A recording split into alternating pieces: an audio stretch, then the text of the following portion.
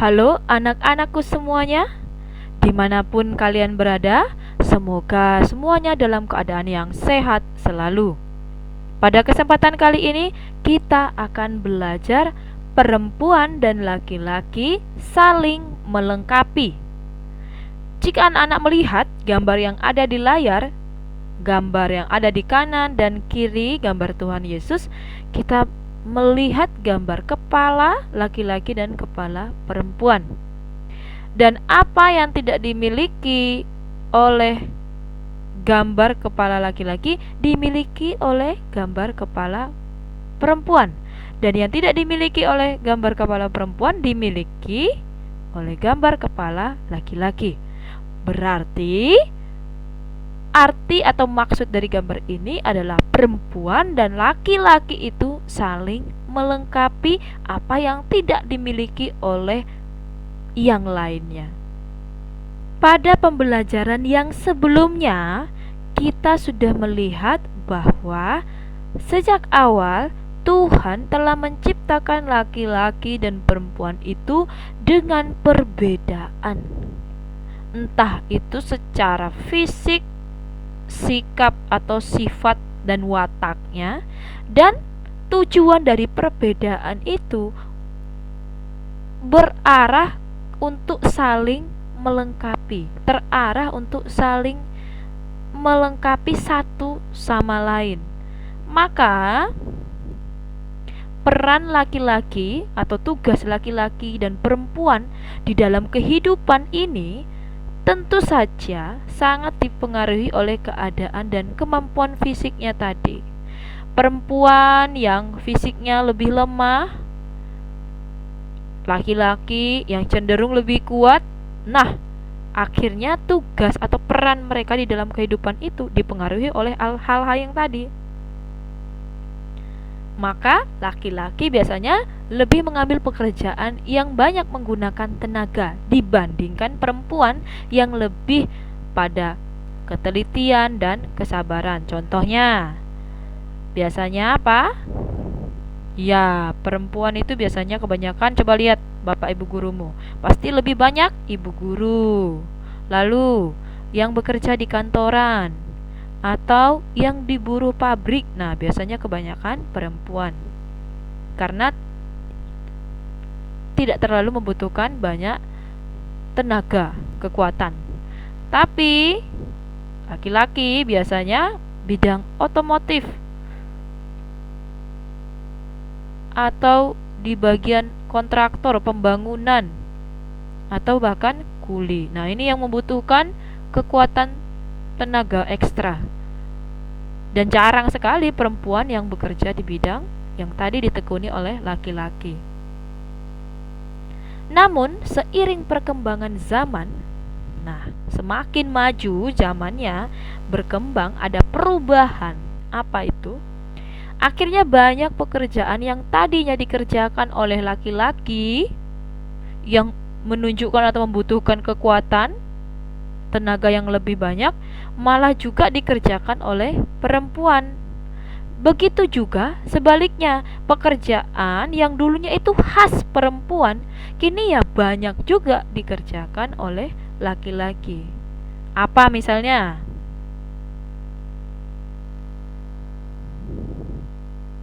Ya, coba, betul sekali. Coba lihat, yang dulunya biasanya di dapur. Wah, ini biasanya pekerjaannya siapa ya? Iya, para perempuan, wanita, mama-mama. Nah, bekerjanya di dapur, memasak. Ternyata sekarang chef juga sudah banyak yang laki-laki.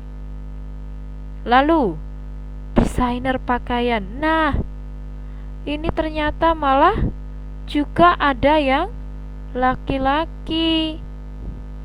Nah, ini kamu bisa lihat ya, siapa itu yang membawa itu? Malah perempuan. Lalu pilot juga sudah banyak yang perempuan.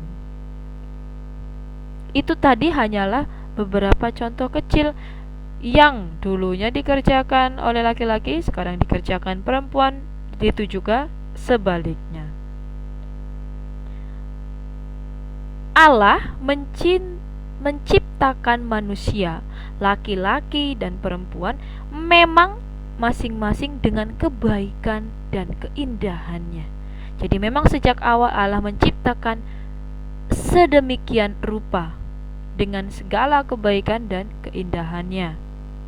Dan perbedaan tadi, entah itu laki-laki yang lebih kuat dan perempuan yang cenderung lebih lemah, semua perbedaan yang selain Ibu sebutkan itu adalah baik adanya.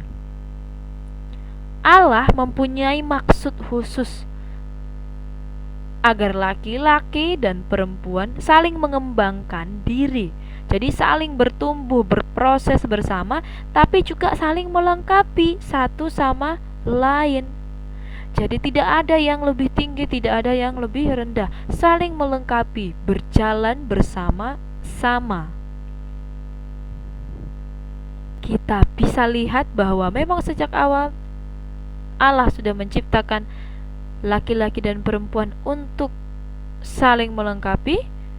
Kita lihat kisah Kejadian bab 2 ayat 18 sampai dengan 24.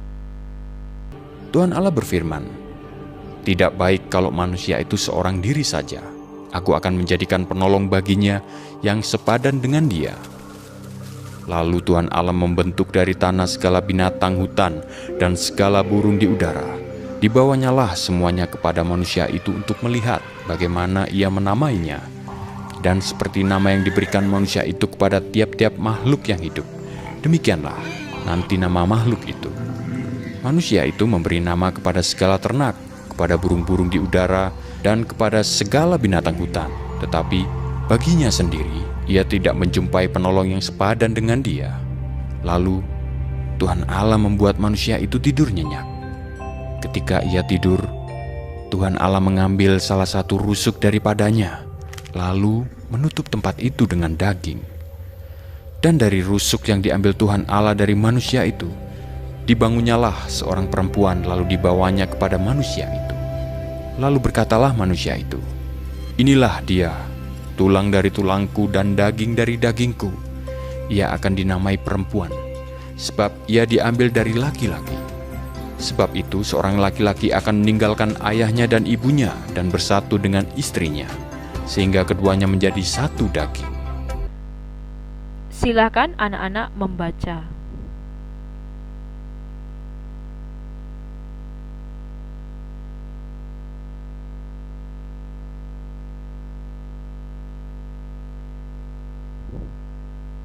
Nah, tadi setelah anak-anak membaca dan melihat,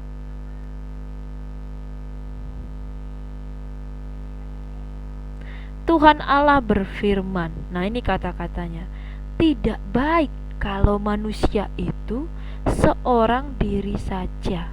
Bayangkan, seandainya isi dari dunia ini hanya laki-laki saja, bagaimana? Maka Tuhan berkata, "Aku akan menjadikan penolong." Di garis bawahi ya anak-anak, penolong baginya. Jadi sejak awal yang diciptakan selain laki-laki tadi, manusia laki-laki, yang ingin diciptakan itu adalah sebagai penolong. Nah, penolong loh anak-anak, yang sepadan. Sepadan berarti yang sama dengan dia, tidak lebih rendah, tidak lebih tinggi, sama kedudukannya. Manusia butuh penolong. Nah, penolong dan sepadan. Dari gagasan bahwa manusia butuh teman, maka Allah menciptakan lagi manusia lain. Bagaimana caranya? Dia membuat manusia laki-laki tertidur, lalu Tuhan mengambil rusuk. Yang diambil adalah tulang rusuk. Mengapa rusuk?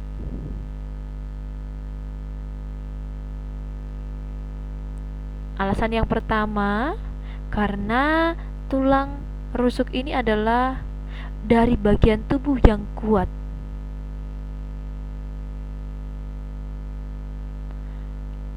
Dan dari tulang yang sama, dari tulang Adam itulah dibentuk atau diciptakanlah manusia perempuan dari bahan yang sama. Diciptakan dari bahan yang sama. Yang kedua,